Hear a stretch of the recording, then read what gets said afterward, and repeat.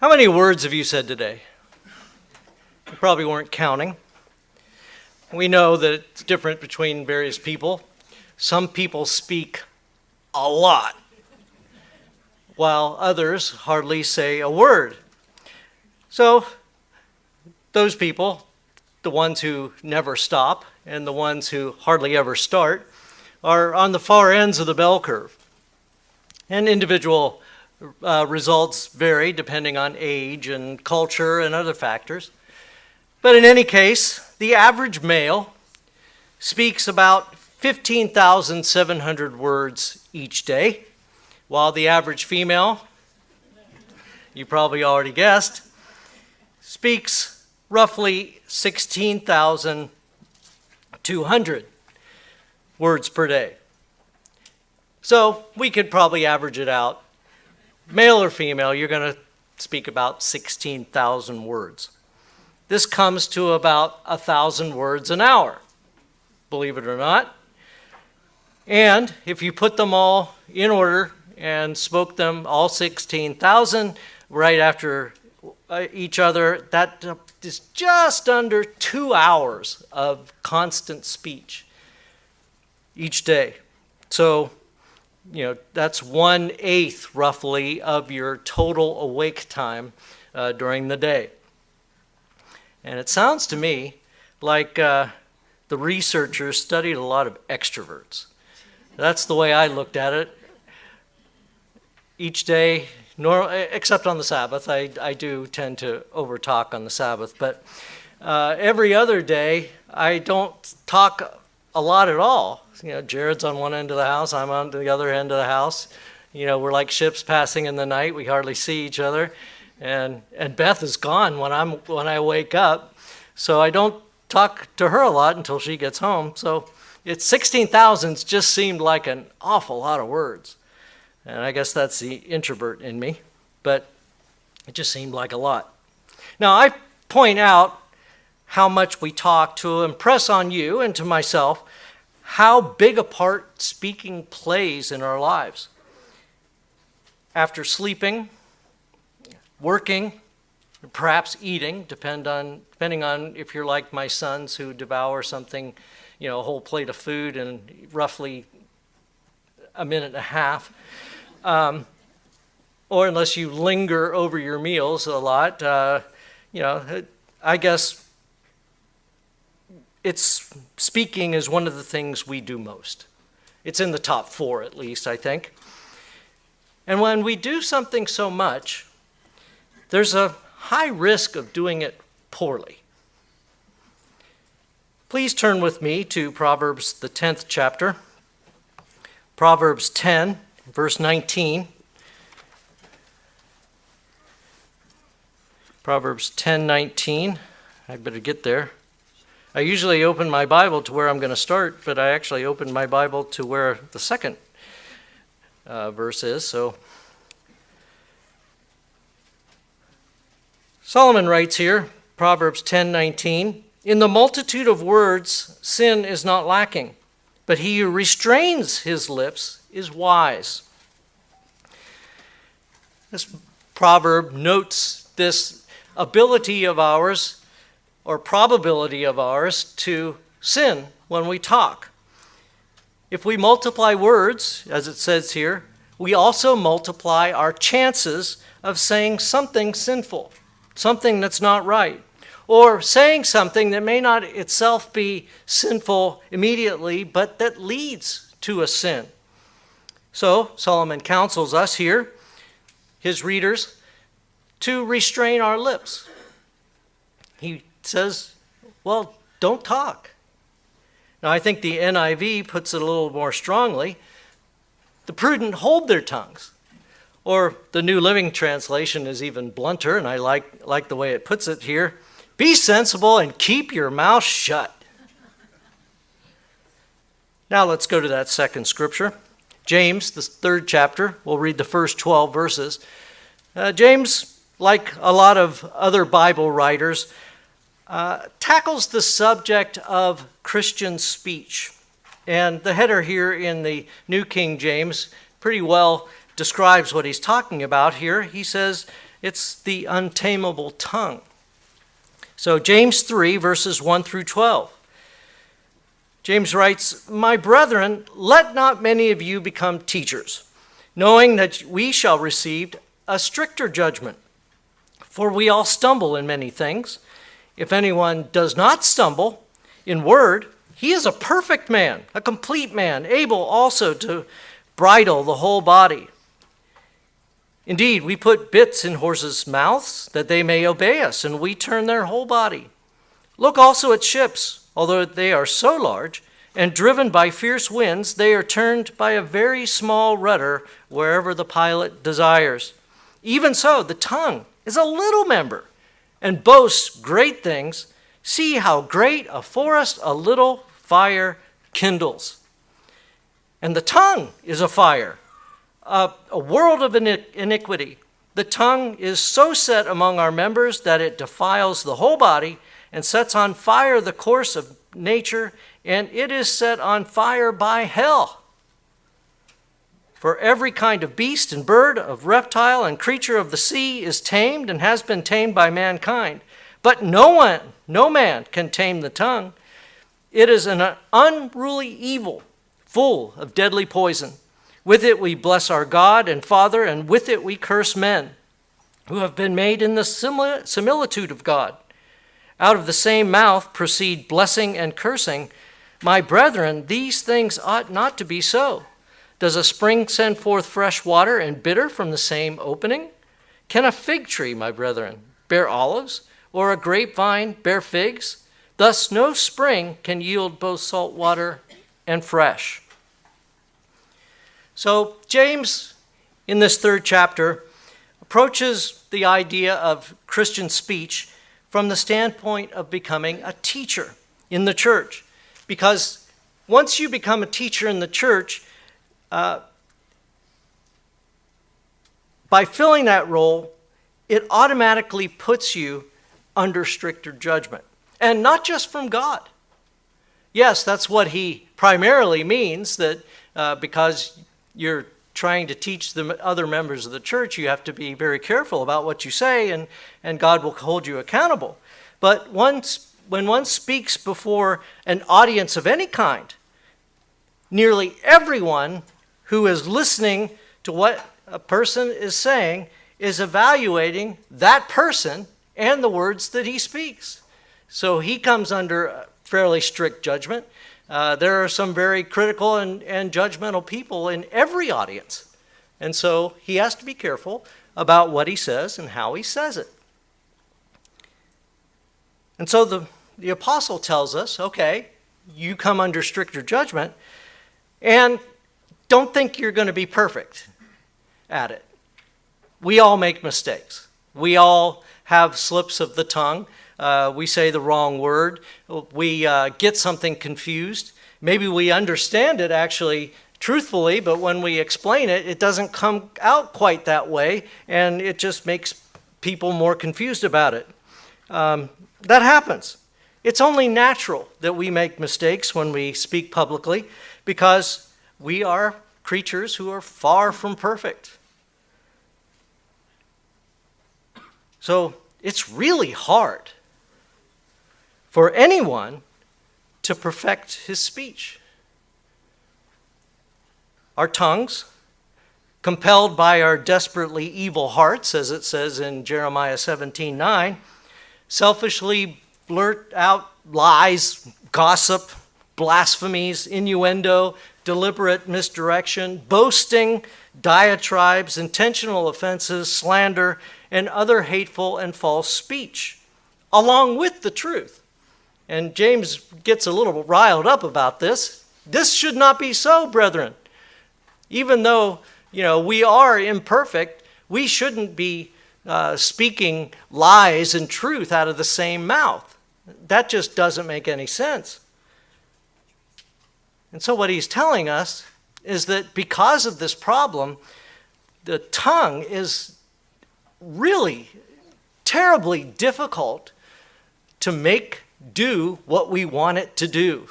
It's almost like its own separate entity in our body, and it's going off and doing whatever it wants, uncontrolled by the person who should be in control of it, and you can't quite reel it in because we blurt something out that we knew, no, we shouldn't have said almost immediately. And so he calls the tongue a fire, a world of iniquity, an unruly evil full of deadly poison. Did you know you had this monster in your mouth? Well, according to James, you do. No one can tame that monster. Yet, as teachers in the church, those of us who are called to bless God and to teach His way, we do it with an unholy, unwholesome tongue. How can we do that? How can we spew such vitriol on one hand and then teach God's people? It's something that it seems like made James kind of pull his hair out. But he says, these things ought not to be so. There shouldn't be this great tug of war between ourselves and our tongue. Our tongue should be under control of our brain and our heart. And we should be always speaking the truth and not lies. We should always be speaking blessing and not cursing. We should always be trying to help, not to harm. Now, by James saying these things ought not to be so, he implies that a teacher's or a Christian's, let's just make it a little bit more general, a Christian's time of sanctification, that is becoming holy and righteous before God in this world, should be occupied in large part with cleaning up our speech. It's a major thing that we need to be doing in order to become righteous, to become holy, to be like Jesus Christ, to have the character of the Son. We should be taking control of the tongue, and we should be making it say the good things compelled by the Holy Spirit, not the bad things that our deceitful heart wants to say. So we have to be diligent in cleaning up our speech. Now, no, as James tells us, we will never be able to completely tame our tongue, but that should not stop us for trying to put a pretty thick leash on it. We need to be diligent and constantly on ourselves so that our tongue reflects the grace of God, the law of God, the mind of God. Now, a teacher, whether in the church or not, is a leader in one way or another. So a teacher's words become a gauge of his leadership. Wise words eventually translate into competent or even excellent leadership. A word fitly spoken to somebody at a moment of need is a treasure, as the proverb says. It's a beautiful thing. It's an excellent thing. And by that, the speaker has led the person into a kind of joy or happiness or whatever good state that he ends up in. And so wise words not only translate into good leadership, they also translate into the growth of the enterprise he's involved in. If he's a business leader, his company will grow and flourish because of his wise leadership. And the same goes for any other kind of organization. But on the flip side, foolish words will bring problems aplenty and paint the leader who says them as incompetent and unworthy of his position. Probably that person has become a victim of the Peter principle. If you know what the Peter principle is, it says in any hierarchical structure structured organization, it's the position where one becomes incompetent because the position is too much for the person. Now, this sermon is not necessarily about speech in terms of the New Testament. This sermon is actually part of the Ecclesiastes Resumed series. This is number 37. And we are finishing chapter 10 of Ecclesiastes. And as chapter 10 nears its end, Solomon, or as he is known in the book, Kohelet, the preacher, continues to contemplate the problems of poor, foolish, immature, and misguided leadership in any organization. Like I said, it could be a kingdom, it could be a company, it could be a family, it could be any kind of community organization, it could be a church. Doesn't matter what the organization is, every organization has a leader, and it's going to be led. And whether the leadership is good or not depends a lot upon the character of the leader himself. And so this is what Solomon is talking about in chapter 10. He's trying to give us wisdom about how to be a good leader and how to avoid being a bad leader. So we are in chapter 10. We're going to be starting in verse 12 and try to get to the end of the chapter today. We should, if I follow my notes and don't get dragged off into some other thing by my own wicked tongue.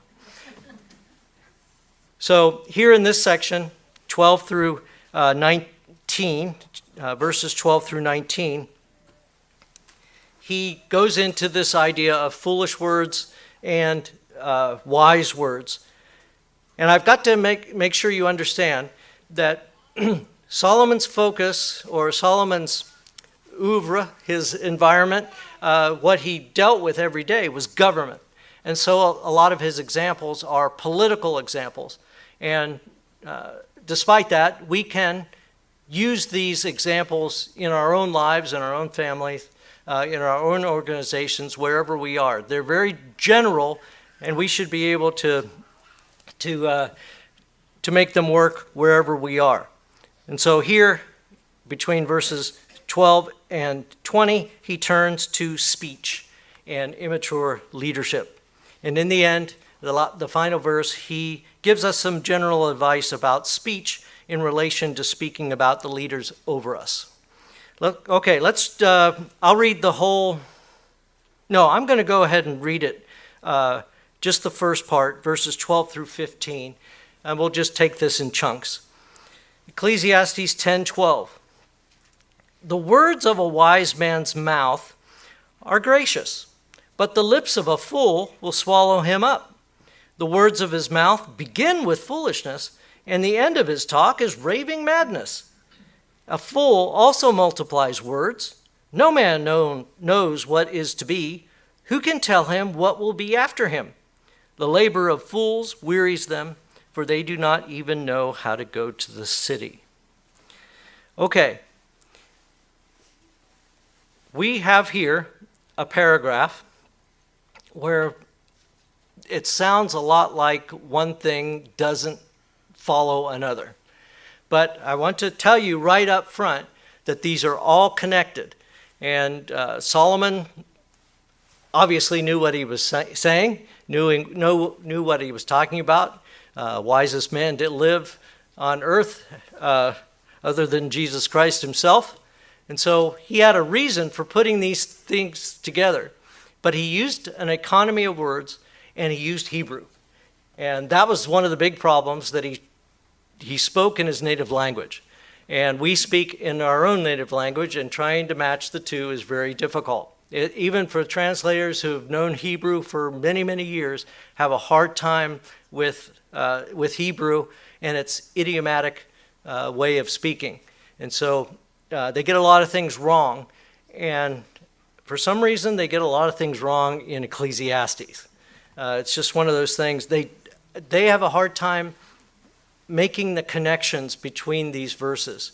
But if you have an understanding of where Solomon is going and what his themes are, then they make sense. So That's what I'm going to try to do here. Try to give you the links between these things and develop his whole thought, or at least as much of it as we can get in today.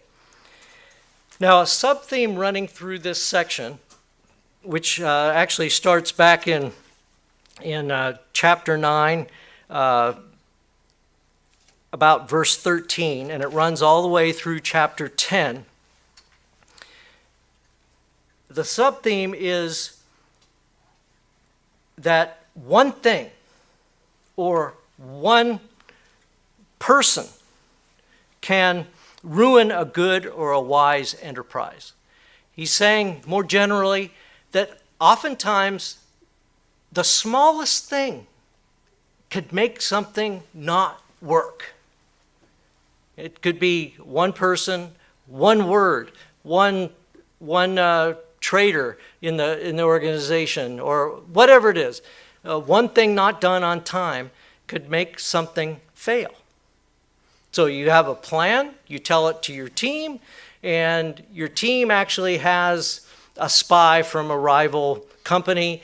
The spy tells the guy he's working for in the other company, and they rush it to production, and they beat you. You had a great plan, a great project. It would have worked. You could have made millions. But that one element that was not congruous with everybody else made it not work. It made it work for somebody else. And your plan came to nothing. This is what he's talking about.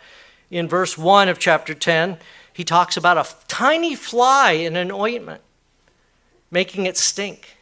And therefore, because it stunk, it was unusable. And all it was this little fly that got in there. But the fly spoiled the ointment. You ever heard that idiom? Just one fly in the ointment? Well, that's where it comes from. Back in chapter 9, verse 18, he states that one sinner can destroy a whole lot of good. All it takes, like I said, is one word or an inadvertent word. It doesn't even have to have been a word that was serious or meant to be said, or a misstep by somebody in the chain, or, like I said, a dissenter or a traitor, or somebody who's just plain incompetent and doesn't do what he's supposed to do. And the whole plan or the project goes belly up. That's one of his themes here, that when you live under the sun, when you live on this earth with all of its evils and its anti-God attitudes, there are going to be things that happen like that. Things you can't control. Things that are evil, that work their way into a plan, a project, a speech, an article, or whatever, and it just happens. There's not a whole lot you can do about it. You can try to be as controlling as you can, and that produces its own problems. That's just the way it works under the sun. So we have to be aware that even though you put your best foot forward and you try to do what's right and you make as good plans as possible to be a success, there could be one thing that goes wrong and ruins it.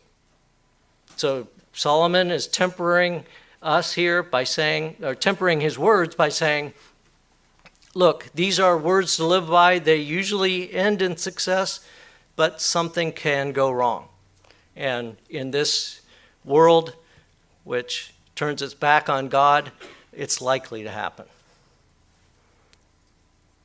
So, this section in verses 12 through 15 of chapter 10 proceeds from the start of the damage of foolish words can do. So it starts with damage foolish words can do, and it ends at a fool's total incompetence. He's taking us on a progression from just saying foolish words to where that goes and what it produces at the end. And he says it's total incompetence. Now he begins here in verse 12 by contrasting a wise man's words to a fool's words. And here's another bit of Hebrew that we need to understand, especially as we go through the wisdom books. They use a lot of concrete images. Hebrew is full of concrete images, and they express concepts through these concrete images rather than the Greek way of doing it through explanations of wisdom and that sort of thing. But Solomon just throws a lot of concrete images like nouns, and you're supposed to figure out what he means. And that's very difficult to do. But here he's doing that again. And what he's drawing our focus on in this verse 12 is the concrete image of the mouth. Everybody knows what a mouth is. It knows what it looks like and knows what's there. A mouth has teeth and gums and that tongue. And what does a mouth do? A mouth bites, a mouth eats, and of course a mouth speaks. Okay? So you're thinking of the mouth and all that it is and all it can do. This is a concrete image you can keep in your head. And he says the wise man's mouth is gracious. It produces gracious things because the mouth speaks words and the words are gracious. Okay, so that's where he has us start. That the first thing we need to think about is that the words that come out of a wise man's mouth are gracious. And so we can think then of the mouth and the lips, because he adds the lips in the couplet about the fool. The mouth and the lips combined are a tool, and they produce something, and they produce words. That's their product. The mouth and the lips produce words as a tool, and the wise man uses that tool with precision and excellence, producing a winning grace, producing or winning grace or favor. And so the wise man makes use of his tool in a profitable way, and he is rewarded with grace or favor. Now we need to understand just a little bit what this word gracious is in verse 12. The words are gracious. This is the word in Hebrew, chen, H-E-N, with that strange Hebrew H, chen. And it implies arousing kindness and esteem in another. You're probably familiar with the frequent biblical phrase, if I find grace in your eyes. This uses the same word. It's another concrete image of seeing another person's eyes soften in kindness and goodwill. And as soon as let's say you make a pitch or you make some kind of request and you do it with gracious words and you're looking at the person you want to respond to you, you're looking them straight in the eye, and you get to a certain point in your pitch, and at that one point you see the person's eyes change. They change from, let's say, skeptical or wary to, oh, yeah. That's what it's talking about here. The words are gracious. They turn a person's attitude who hears them from skepticism, wariness, unbelief, whatever, or even no, to yes. Let me do something for you. Yes, I approve your request. Yes, You're a wonderful person. I misunderstood you. That's what he's talking about. If you use wisdom as a tool with precision and excellence, and you're obviously sincere, then other people's opinion about you and your requests will change. They'll change from a negative to a positive, and then they give you grace. They give you kindness. They give you acceptance. They give you approval. And normally, that's followed then by something concrete and practical that they do for you. If I find grace in your eyes, let me travel to Lisbon or whatever and make this deal for you, and this is the way I want to do it. And you give your gracious reasons for that, and the boss says, go ahead. I think that's going to work. Or it could be more spiritual, like we see it in the Bible. If I find grace in your eyes, let me do X, Y, Z, and God grants it. It can work on that level too. So, wise words will produce such a response as we have seen in various of these examples of acceptance and approval, and it will usually be followed by a practical expression of kindness. Let's go to Colossians 4, if you will. Colossians, the 4th chapter.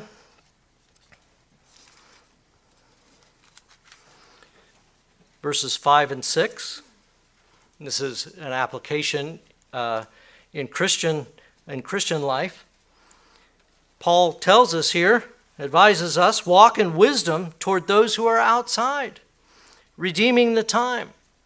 Let your speech always be with grace. Always be wise, so that it produces grace, seasoned with salt, that you may know how you ought to answer each one. So he's telling us that in our interactions with people out in the world, we need to be speaking with this wisdom that produces grace so that we genuinely, accurately, sincerely, and factually, logically reflect the truth of God and God himself. Now back to Ecclesiastes 10. Solomon desires us to see this picture first in a leader-underling relationship. So a superior with a subordinate, because that's how he lived. He was always the superior, except in his relationship with God, and he tried to take that over at a certain point. And, I guess what came out of it was what was mentioned, I think it's in 1 Kings 4. I'm not sure exactly where it talks about Solomon and the problems he had later in life. But he lived in a circumstance where superior and subordinate relationships were very common. Now, a servant's wise words will convince his superior to approve of him and his words and grant his request. I'm sure he had people lining up, down the streets of Jerusalem, coming up and asking him for a boon of some sort. And so he was very familiar with this give and take among people, where a subordinate would come up and ask for something, and it would be Solomon's job to approve of that. But Solomon wanted to be convinced. He wanted to hear those wise words. He wanted to make sure that what he was approving would be worthwhile. And so people had to be able to say, it's not like, hey, Solomon, give me $1,000 or shekels. He wasn't going to answer that. But if they came up to him and asked him for this request and had good reasons for it and spoke wisely, and they were deferential to him and said please and thank you and that sort of thing, he was more likely to grant such a request. But it works the other way too. This principle can be slotted in for the superior talking to his subordinates. So say you're a manager of a company, or the owner, or a supervisor, doesn't matter, wherever you're in a position of leadership and you have somebody under you, the leader's words, spoken wisely through this tool that God has given us, affect how those people are going to react to you. And you, as the leader, want to speak gracious words to them so that they will want to serve.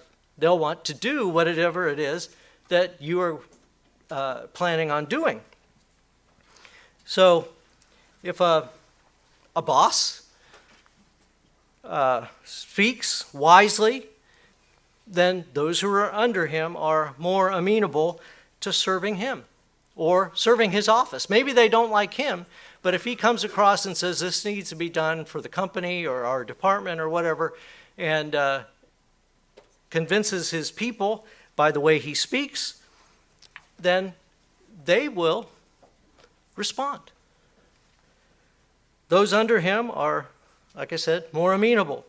They'll do their jobs with diligence and maybe even with excellence because of the way their superior approached them in requesting, not demanding, but requesting with good reasons why this should be done. I mean, we see this all the time in sports.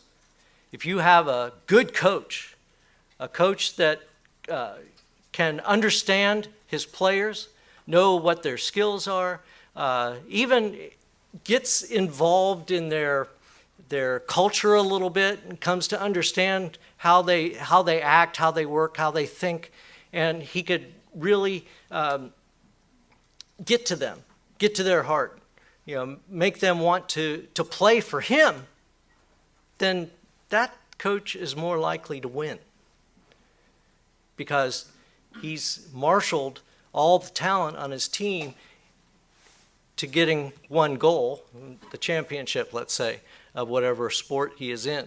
So this works both ways. It could be a servant or somebody, a subordinate, asking or requesting something of the superior, and it also works the other way around, of the superior requesting his subordinates to do certain things. Gracious, wise words work. They produce good things.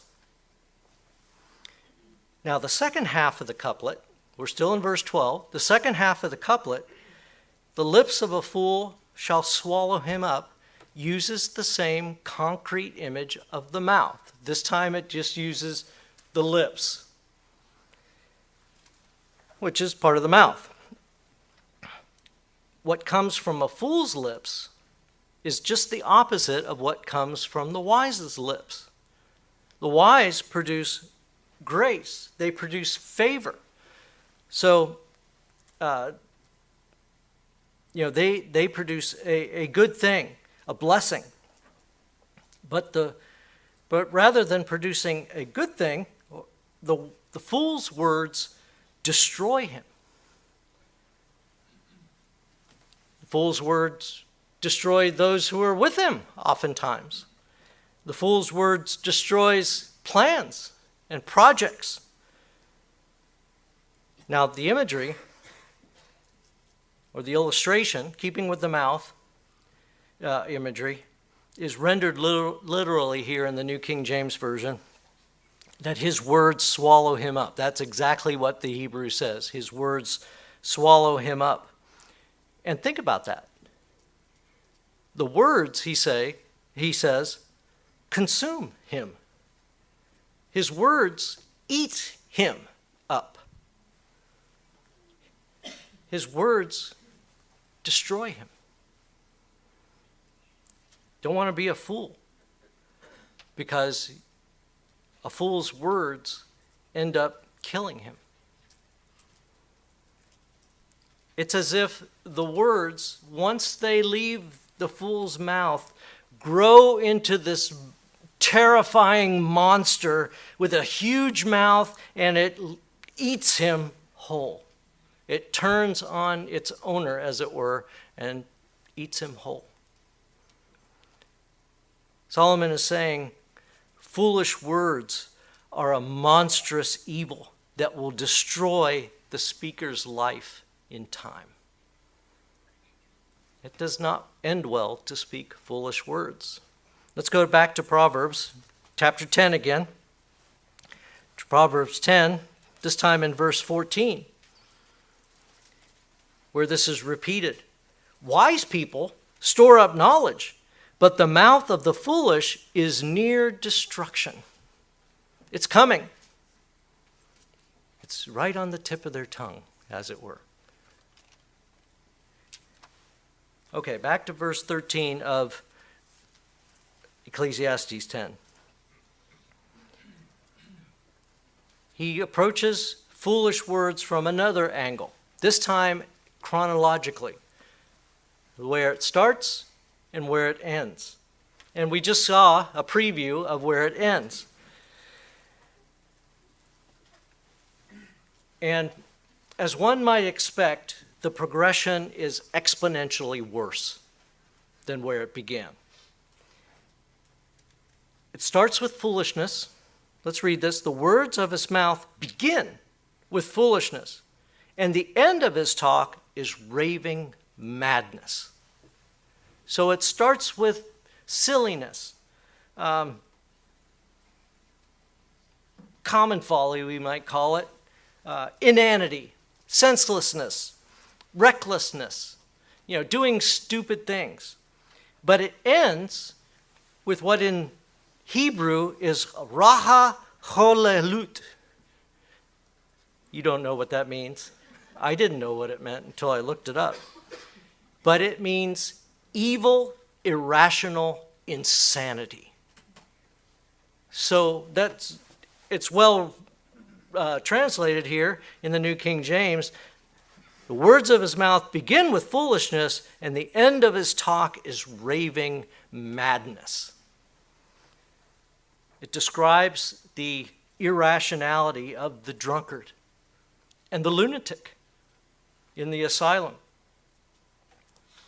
It ends, we can picture it, of the fool as a babbling idiot, a total nutcase.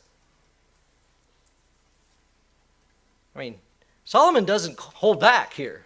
He says fools start as little fools and they end up as big fools, and they end up in, they should be put in an insane asylum. So Solomon shows the fool progressing in his speech from mere silliness to thinking and talking about life in a way that expresses completely misguided opinions out of harmony, out of sync with real life. Like he's living in a fantasy world that doesn't exist at all except in his own head, and he's created it. And with doing the simple foolishness, the silliness, the senseless inanities that he says, he steps out on a path that will ultimately lead him to lose sight of reality. When one is insane, he's lost sight of reality. And that's what a fool does. The progression of a fool is toward things that just don't make sense. But he believes them 100%. He believes things that just ain't so. I mean, we're seeing that in the culture about those who, when they're children in the school, foolishly dabble with this idea that they were born in the wrong body. And doing that ends up with insanely believing that it is true. They've totally left reality. Matt Walsh asks, what is a woman? And people can't even define it when it's really simple. They've gotten themselves strung out on this irrational idea that they can somehow change their sex. It's not possible.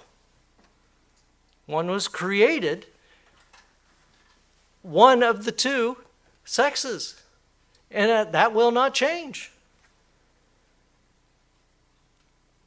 So what Solomon is telling us here is that folly never stands still, but it develops And not only does it develop, it degenerates. It degenerates from thinking foolish things to believing foolish things and acting on foolish things. This is why we have so many old fools, because they refused to drop their youthful folly.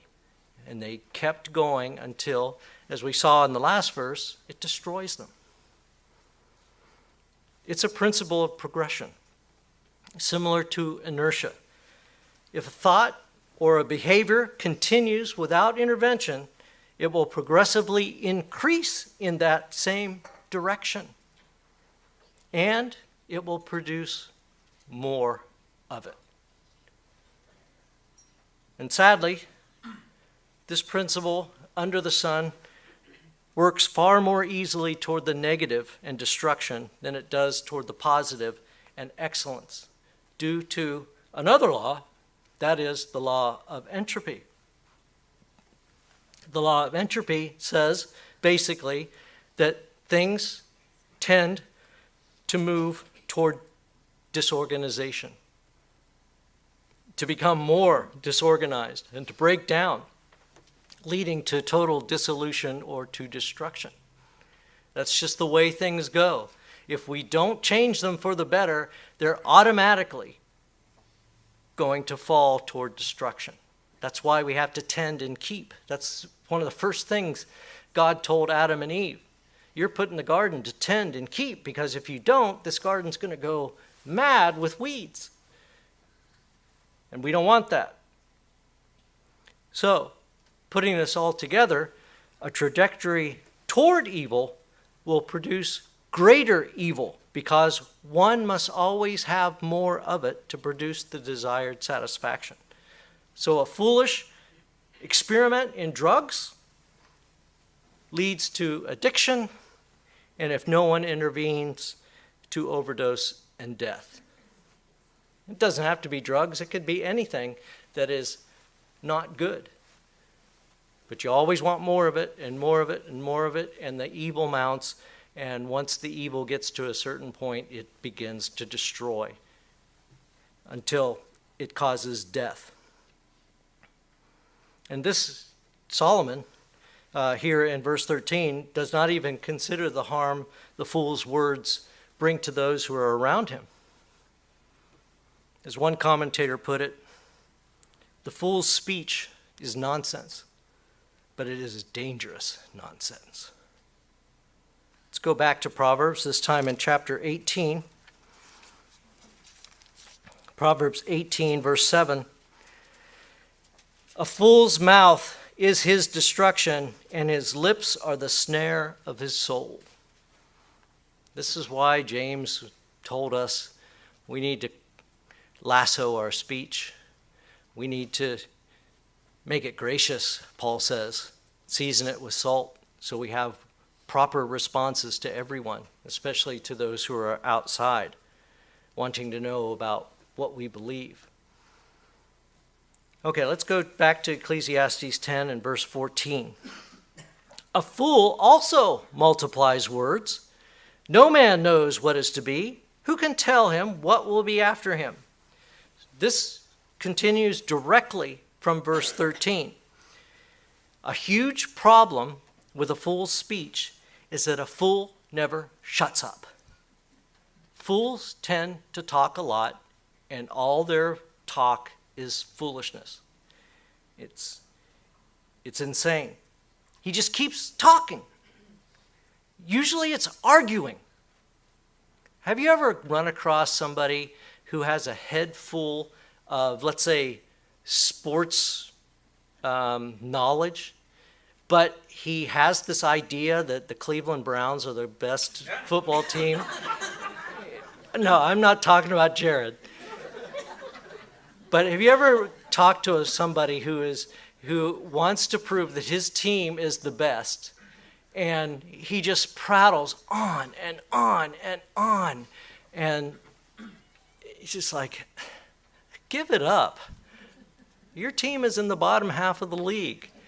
It's not right. But this is the way it is with not only fools talking about sports, that's kind of silly, but fools in media, fools in politics that just, and they have this thing that they're trying to push, they're advocating for a certain thing, and they just talk and talk and talk. And like on Fox or someplace, they'll get somebody to be on the other side, they have a little debate, and the other side, lady, man, well, if you actually look at the statistics, the guy talks over her or him and just keeps on spouting what it is that they want to push, but it's all foolishness. It doesn't make sense. And this is what Solomon is talking about. Someone who has an agenda. It's a foolish agenda. It's an unreal agenda. But all that they're trying to do is get their way. And so they just keep spouting the foolishness, trying to convince everybody that they're right. And the only one who's convinced is the fool. He self-justifies everything that comes out of his mouth. He self-approves everything that comes out of his mouth. But they're all nutty ideas. And the fool will not take correction. Like I said, he just talks over his critics. And the folly keeps on building on a crooked or even a non-existent or imaginary foundation.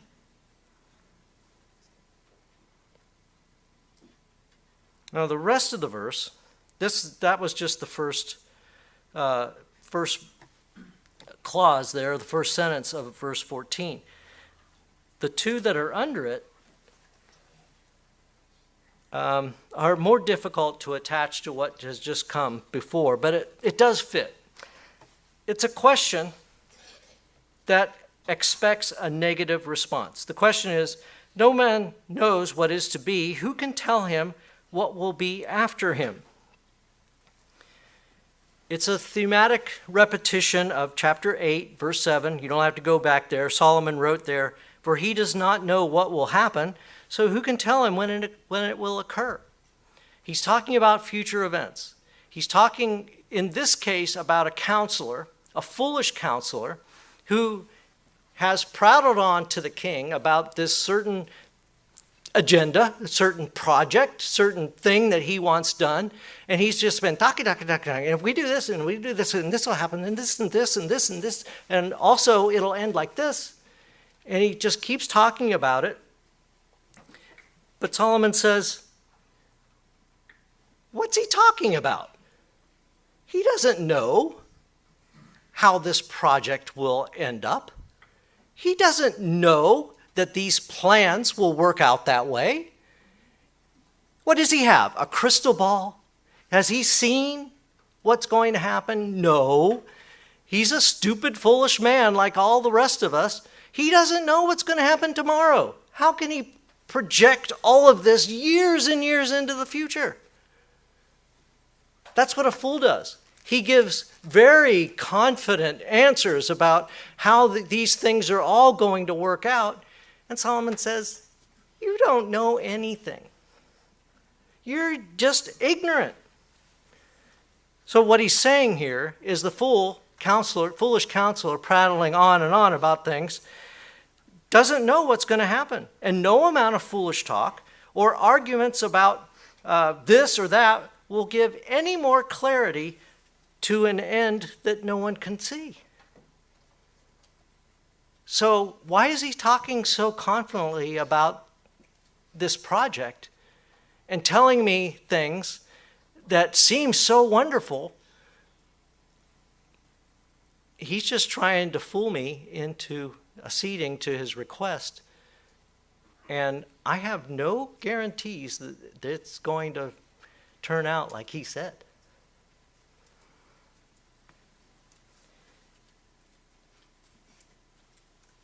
So, foolish chatter of this kind in an otherwise serious situation, like advising a leader, is almost always based on pride and upon ignorance. He doesn't know, but he wants the project because it's going to make him a lot of money or going to raise his esteem in the kingdom. So he just blows smoke. Foolish smoke in the leader's eyes, trying to get him to foolishly say yes. But Solomon's onto him. He says, I'm not going to accede to your request with all this foolish chatter that means nothing. So the wise counselor then, let's flip this over, the wise counselor, knowing that he can't see all ends, he doesn't know how the project is going to work out, he doesn't know that his projections are actually accurate, the wise counselor humbly restrains himself and speaks only of things that he is sure of. He doesn't want to seem to be the fool. Many of you are my friends on Facebook, so you've already heard this quotation or read it from Charles Spurgeon. He said one time, "Speaking is a great gift, but silence far excels it." And that's the case. Actually, I read that wrong. Silence often far excels it. Sometimes there is a time to speak, and there is also a time to stay silent. James says something very similar back in James 1, verse 19. I'm sure you all know this. James 1:19. Therefore, my beloved brethren, let every man be swift to hear, slow to speak, slow to wrath. So Solomon is telling us in all of these proverbs so far in Ecclesiastes 10 that you could tell a fool by the senseless things that he says and how he goes on and on about those things. But you can also tell a wise man because a wise man says things that are gracious and get approval, but he also holds his tongue and only speaks what he needs to, and then he shuts up and lets the leader make a decision. All right, let's move on to verse 15. The labor of fools wearies them, for they do not even know how to go to the city. This one's pretty funny. A better translation might be, the effort of fools wearies him who does not know the way to town. Put another way, connecting it to the foolish counselor in verse 14, Solomon is saying basically, why listen to the tiresome advice of a fool who cannot even give simple directions? I mean, here he's trying to convince me of this grand plan, but somebody on the street asking him how to get to town, he wouldn't know what to tell him. Another way of looking at it is that the foolish counselor is so wearisomely involved in prating on about things he cannot know the answer to that he ignores the practical and the normal and the everyday side of life, things that everybody else knows. But he is so involved in his foolishness that he's the absent-minded professor type who can't do practical things, but he, solved the theory of this or knows the formula for that. So in a word, Solomon is telling us that the foolish man is imbalanced. He's a strange bird. Or as we might have put it in the 70s, he's a weirdo. Another interpretation is the reasons fools are so tired after a long day's work is that they're so stupid they get lost and walk far longer than necessary to return home because he forgot how to get there. Solomon is obviously being pretty sarcastic about this person and poking some fun at him and using an illustration of it to do that. But he's basically trying to get us to be able to identify one of these people by giving us clues.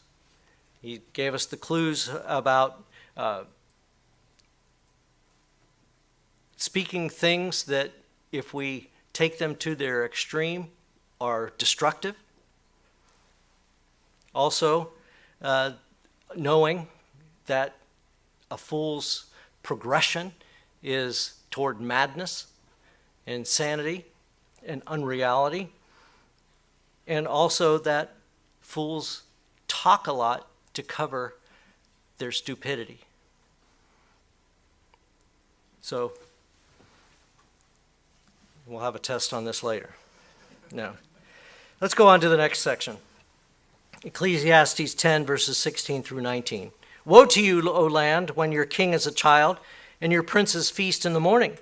Blessed are you, O land, when your king is the son of nobles, and your princes feast at the proper time, for strength and not for drunkenness.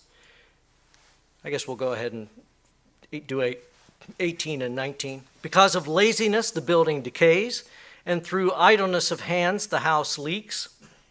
A feast is made for laughter, and wine makes merry, but money answers everything. All right. These verses, these 4 verses, 16, 17, 18, and 19, hang together on the idea of good and bad authorities, like kings or managers or bosses of any kind, leaders of any kind. The first instance in verse 16 expresses grief over a nation whose ruler is immature in one way or another. It could be a child that is simply by reason of his age immature, but it could be somebody who is inexperienced or unprepared for the job, somebody who just doesn't fit. He's unfit for the job. Maybe the Peter principle has conquered him and he's incompetent in that position. So this could be a child, a literal child, or a very young person who hasn't been had much experience. Often happens in royal families, especially when the monarch lives longer, that this is an older person who's been a playboy all his life and does not know really how to govern a kingdom. Or it could be anyone, just anyone unfit for the position that he or she has been put in. He's not only unfit, but the leaders under him, his cronies, are either also immature themselves because they've been partying with the prince for 20 years or whatever it has been, or they take advantage of his immaturity to indulge themselves. Hey, the king, or the prince, now the king, he pays for everything. He has feasts every day. Well, why not go there? So by feasting in the morning, as it says, the leadership of the nation, the very top tier of the nation, plays, parties, while they should be working. Nothing gets done. The nation weakens, and the people and the land suffer. It's a bad deal for everyone. That's why he uses the word woe at the beginning, because this is a judgment that comes down, and they're going to have problems. People are going to suffer. And the irony is that Rehoboam turned out just like this. In 1 Kings 12, we read that last week. Okay, now let's get to verse 17, because this flips it over again. It gives us the other side of things. Blessed are you, O land, when your king is the son of nobles, and your princes feast at the proper time for strength and not for weakness. So, if the king was the prince, now the king, follows noble principles taught by his noble parents and the noble elders around him, then the land will be blessed. Now, this doesn't necessarily have to mean that his parents were actually aristocrats or anything like that. We have, obviously the attitude of nobility. That's what he's more talking about, not necessarily being birthed into a aristocratic family. But he's saying that this child, this young king, has been taught right. If he's been prepared for rulership, he's been educated, he's been taught proper morals and taught how the mechanics of the country's politics work and everything, then the land should be blessed. And again, this nobility should flow down to his leadership team, his staff, his counselors, because that makes a great situation when everybody is honorably trying to work for the good of the nation. That's what nobility is in these human terms. And so they eat their food at the proper time. The word is the same as it feasting in the previous verse, but they feast at a proper time. And this is just acknowledging that palaces usually have really good food, and they have a lot of it, and so every night is a feast. But they don't eat their food to play around. They eat their food to gain strength and energy to do the work that the people expect them to do. The feasting that they do is more practical. And it says also that when they feast, they avoid drunkenness. They may have a glass of wine or a mug of ale or something, but they don't overindulge. They get back to work. Remember, back a few verses, drunkenness was equated with madness in the way of the fool. So he's drawing these things together here in these verses. So there you have it. A foolish, immature leader is going to bring destruction, but on the other hand, a wise, noble leader is going to normally bring blessing to their country or to their company or whatever the organization is. And then we get to verse 18 and 19, which are connected. Most scholars say these two next verses, 18 and 19, have no connection with the previous two, but Solomon is a lot smarter than they are.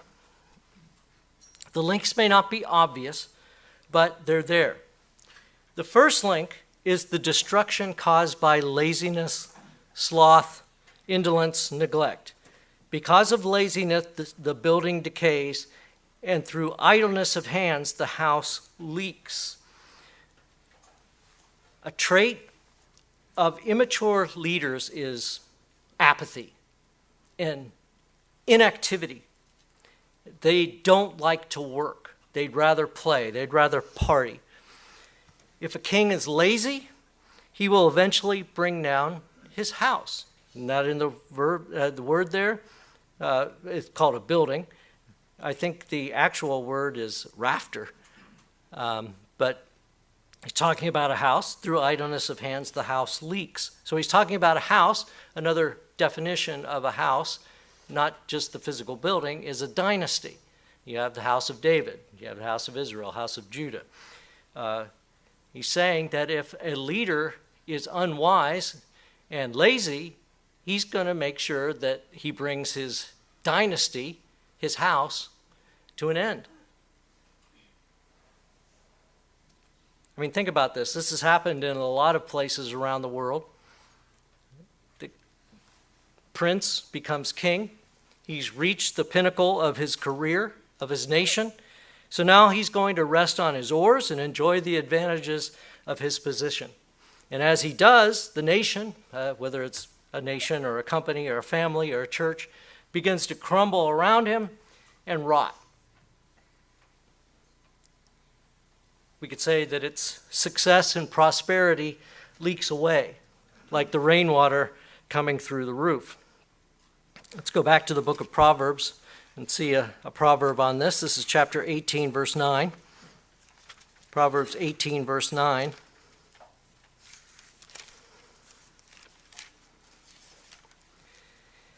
He who is slothful in his work is a brother to him who is a great destroyer. So he's saying if the leader is lazy, what is most likely to happen is that in a situation where this is possible, he's going to get fired. But if he doesn't get fired, he's going to bring the company down. or whatever the organization is, because he's not putting any energy into it. He's not working for the benefit of the company and the people who depend on him. Okay, now verse 19.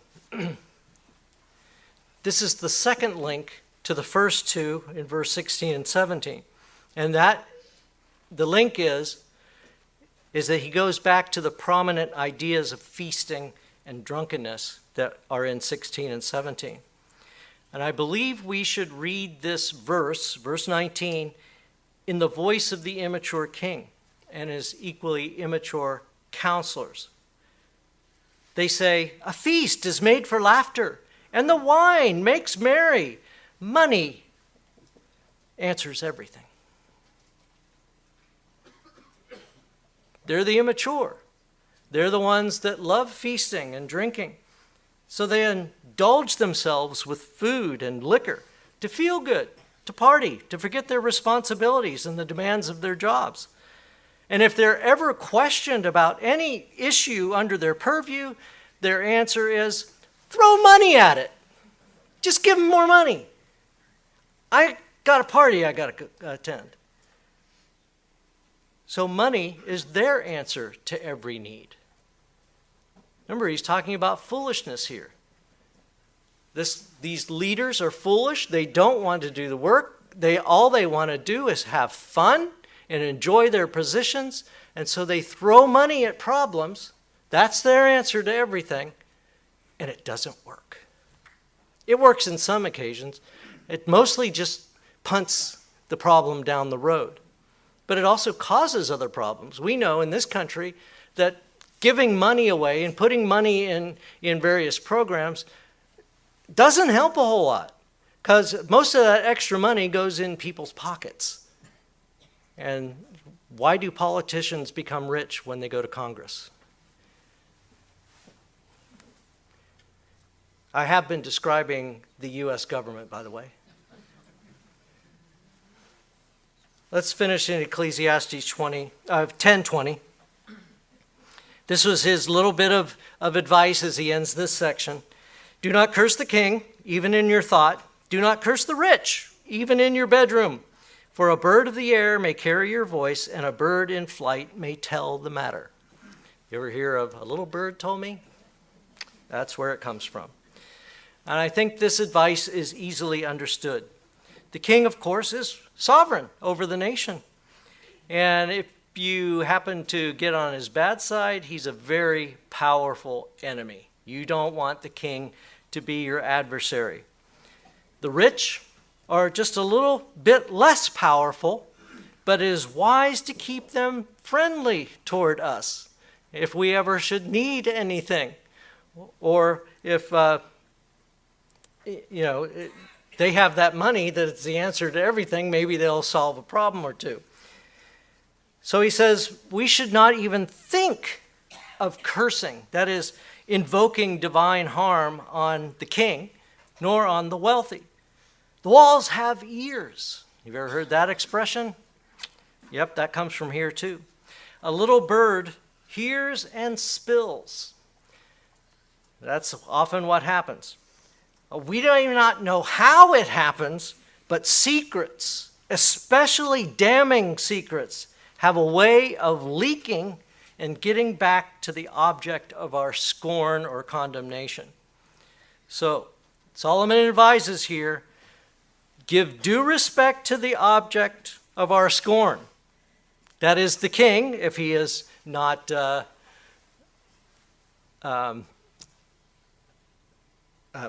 I just lost my train of thought.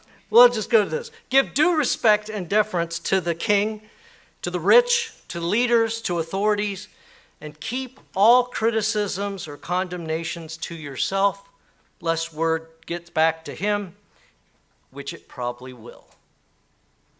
That's how things work under the sun. Let's close in 1 Timothy 2. 1 Timothy 2. Verses 1 through 4. Paul says here, therefore I exhort first of all that supplications, prayers, intercessions, and giving of thanks be made for all men, for kings, and all who are in authority, that we may lead a quiet and peaceable life in all godliness and reverence. His advice here, Solomon's advice in chapter 10, verse 20, is for our good, so that we can live in peace, in all godliness and reverence. He says, verse 3, 1 Timothy 2, for this is good and acceptable in the sight of God our Savior, who desires all men to be saved and to come to the knowledge of the truth. Okay, next time we'll be continuing this Ecclesiastes resume, part 38. But as we begin chapter 11, he's talking about diligence and wealth. So have a great Sabbath, everyone.